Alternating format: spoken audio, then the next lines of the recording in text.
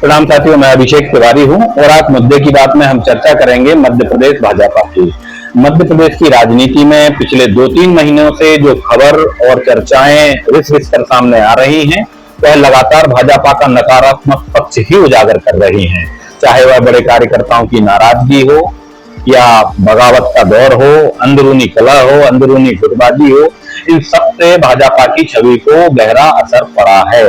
और दूसरी तरफ जो मध्य प्रदेश को लेकर चुनावी सर्वे कराए जा रहे हैं, उनमें भी भाजपा की स्थिति अब तक कांग्रेस के मुकाबले कमजोर दिखाई जा रही है। अब मध्य प्रदेश भाजपा ने बीती कहीं बिसार दे आगे की सुध ले की तर्ज पर अपने कार्यकर्ताओं को मनाना और उनमें जोश भरना शुरू कर दिया है।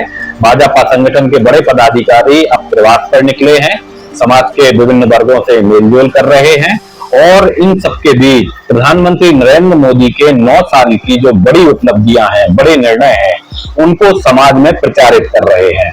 चाहे वह धारा 370 का हटना हो, भव्य राम मंदिर का निर्माण हो या फिर समाज में 3 तलाक जैसी कुप्रथा का समापन हो, इन सबको आधार बनाकर ही भाजपा मध्य प्रदेश के चुनावी रण में आने वाली है। और इसी तारतम्य में भाजपा प्रदेश प्रभारी मुरलीधर राव साहब सागर आए थे और एक प्रेस वार्ता के दौरान उन्होंने प्रधानमंत्री नरेंद्र मोदी की उपलब्धियां गिनाई और कांग्रेस के जो चुनावी वादे हैं उनको भ्रामक बताया। इन सबके बावजूद भाजपा की अंतरकलह और गुटबाजी की जो खबरें हैं, सत्ता संगठन में बड़े फेरबदल की लगातार चर्चाएं हैं, उनसे भाजपा परेशान है। इसका असर उनकी प्रेस वार्ता पर भी दिखा और ओबीसी संगठन की नाराजगी, मुख्यमंत्री के चेहरा और संगठन में बड़े फेरबदल जैसे सवालों पर वह खींचते हुए नजर आए और इन सब के लिए उन्होंने मीडिया को ही जिम्मेदार ठहरा दिया। देखिए भारत भवा की एक खास रिपोर्ट।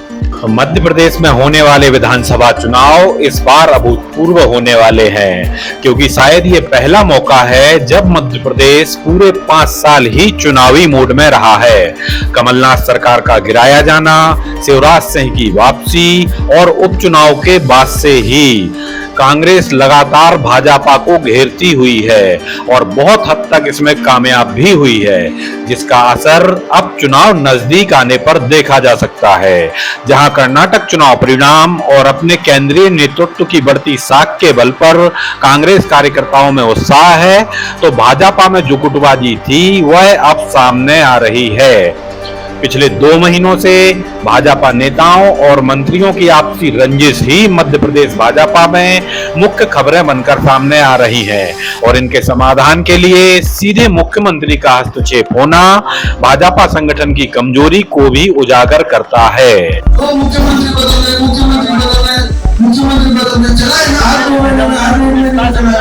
कहाँ मुख्यमंत्री बदला? आपका काम है कि चलाओ और बाद में कह रहा है कि बाद में बारिश आ गया इसलिए बदला। सर आप कह रहे हैं कुछ नहीं हुआ तो मतलब सीएम पे शिवराज जी रहेंगे? अच्छा, ये सीएम पे शिवराज जी जब रहेंगे तो ये 5 महीने सरकार चलने के बाद, हम जब चुनाव से डिक्लेयर होने के बाद जब सागर में आपके पास आऊंगा तब मैं आपको बताऊंगा। नहीं तो हमेशा तो सर सीएम सरकार वही रहता है ना सर। अभी 5 महीने की सरकार है और सरकार के वो मुख्यमंत्री है। मतलब अभी आप घोषित नहीं करेंगे सीएम फेस करके? अभी क्यों करना? हमेशा तो होता है ना सर। अब मैं आपके माध्यम से वोट नहीं मांग रहा हूँ, अब आपके माध्यम से वोट मांग नहीं रहा हूँ, आपके माध्यम से ये बता रहा हूँ कि मैं 9 साल में क्या क्या काम। इसलिए जो एजेंडा है वही बात है। धन्यवाद। प्रधानमंत्री मोदी की 9 साल की उपलब्धियों को आधार बनाकर अब भाजपा ने सब कुछ भूलकर मध्य प्रदेश में अपनी चुनावी बिगल को बजा दिया है और इसी तारतम्य में मध्य प्रदेश के सागर जिले आए भाजपा प्रदेश प्रभारी मुरलीधर राव ने प्रधानमंत्री नरेंद्र मोदी के कार्यकाल में हुए बड़े निर्णयों को गिनाया, कांग्रेस के वचनों को भ्रामक बताया और प्रदेश में पूरे बहुमत की सरकार बनने का दावा तो किया, लेकिन सत्ता और संगठन में बड़े फेरबदल, ओबीसी के बड़े वोट बैंक की नाराजगी जैसे सवालों पर वह बैकफुट पर भी नजर आए। कांग्रेस इस बार जिसको उन्होंने भाई उनको ये मन में है कि पिछली बार हम आ गए और भाजपा तो लगता था नहीं था और इसलिए कि भाई दही की हंडी गिरेगी क्योंकि लंबा हो गया। भाई मेरा कहना है, मैं 2 प्रश्न कहना चाहता हूँ कि भारतीय जनता पार्टी के सरकार के विरोध में कांग्रेस का एक जन आंदोलन नहीं है, जिसको आप कहते हैं मध्य प्रदेश में। इसका क्यों नहीं है? इसलिए नहीं है कि जनता इनके साथ नहीं, जन आंदोलन नहीं है। ये सोशल मीडिया और मीडिया में प्रचार करते हैं और ये दो नेता संकीर्त है, नीचे कोई आंदोलन नहीं है। इसीलिए भारतीय जनता पार्टी संपूर्ण मेजॉरिटी के साथ मध्य प्रदेश में इस बार हम जीते। और उन्होंने किसी प्रश्न में जब पूछा तो उनके समाधान में मैंने कहा, आप ये बात, उन्होंने प्रश्न पूछा कि आप क्या मानते हो, ऐसा कहा कि तो एक जेब में है, आप एक जेब में है, ऐसा मानते हैं, ऐसा कहा है। तो उसके समाधान में कहा, इसलिए आप मेरे को इस सागर के प्रवास को, जिसको कहते हैं कि जो चीज के लिए मैं नहीं आया हूँ उस चीज को बनाने की चिंता करो। भारतीय जनता पार्टी मेरे सबकी पार्टी है और मेरे पार्टी सबकी है और सबकी विकास की।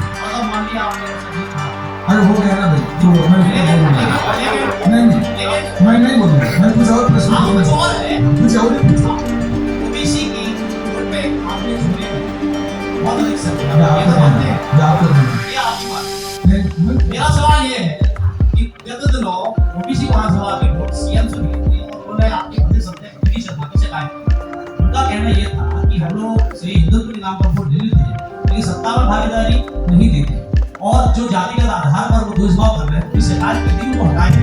आपका इतना बड़ा वोट बैंक अब सड़ रहा है, आप एक करके मिलने आए हैं बहुत जरूर से, लेकिन आप वोट बैंक ज्यादा सृष्टि कर रही है, इसके लिए क्या कर रहे हैं? नहीं सर, कि मैंने पहले ही कहा कि जिस पत्रकार भाजपा की बहुत बड़ी एजेंसी है, जिसे आपका खिसक रहा है, आपके ध्यान में नहीं, मेरी खिसक रहा है और आपको चिंता है।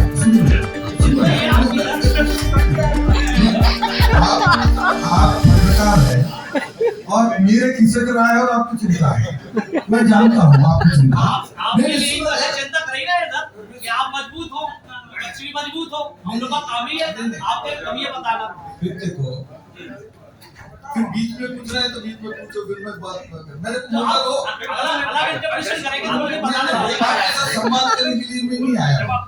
मैं आपके प्रश्न एक प्रश्न आपको भी देखो, सबसे बड़ा महत्वपूर्ण कौम इस देश में लोकतंत्र में कौन है? तो पत्रकार है। उनका समय बहुत कीमती है। मेरे पास 2 घंटा है, 5 घंटा है, तो आपके पास 5 घंटे नहीं रहे, क्योंकि आपको भी किसी और जगह भी जाना है। और मैंने आपको इतना सम्मान देते हुए पूछा कि आप मेरे को छेड़छाड़ करने की दृष्टि से क्यों पूछते हो? क्यों पूछते हो? क्योंकि आपको लोक सेवा करना है। मेरे को ऐसे चुबा करके पूछेंगे ताकि मैं रिएक्ट होकर के बोलूंगा, तो आपको चिंता है कि लोगों को पहुंचाना है, खबर पहुंचाना है। इससे ज्यादा पॉजिटिव क्या बोलेंगे? तो मेरा जो कहना है, मैं बहुत ऋणी हूँ आपको कि आप लोग मेरे क्या खिसक रहा है, आप लोग चिंता करेंगे। एक बात याद रखिए, पूरे देश में, मध्य प्रदेश में भी और पूरे देश में पिछड़ों का जनाधार भाजपा का अगर नहीं बढ़ा होता तो कोई 20 साल, 15 साल, 17 साल सत्ता में रहना असंभव था। देखिए, एक बात ध्यान रखिए, हम लगातार सत्ता में हैं और पिछड़े हमारे साथ में, ये असंभव है। 280 जीतेंगे और अगली बार 5 साल के बाद 303 जीतेंगे और पिछड़ों का समर्थन हमारा नहीं बढ़ा और जीत गए, यह असंभव होता है, यह कभी संभव ही नहीं है। और तीसरी बात आप ध्यान रखिए कि हमारे जनाधार हम सबके साथ हैं, पिछड़ों के साथ भी है, हम एससी के साथ भी है, हम एसटी के साथ भी है, हम सबके विकास के लिए है। तो ऐसे में हिंदुत्व भी सबके साथ है। तो मेरे एक बात ध्यान रखिए कि पूरे देश में पिछड़ों के प्रति सशक्तिकरण राजनीतिक दृष्टि से और आर्थिक दृष्टि से अगर हुआ है तो भाजपा के सत्ता में आने के बाद हुआ। पिछड़ों का संवैधानिक कमीशन का अधिकार जो मिला केंद्र में, बीसी कमीशन का जो स्टैट्यूटरी जो रिकॉग्निशन मिला, जो दर्जा मिला, एससी और एसटी के समान जो मिला, तो हम सत्ता में आने के बाद मिला। और मंत्रीगण में, मुख्यमंत्रियों में और एमपीज में ओबीसी की संख्या बढ़ी तो हमारे सत्ता में आने के बाद बढ़ी।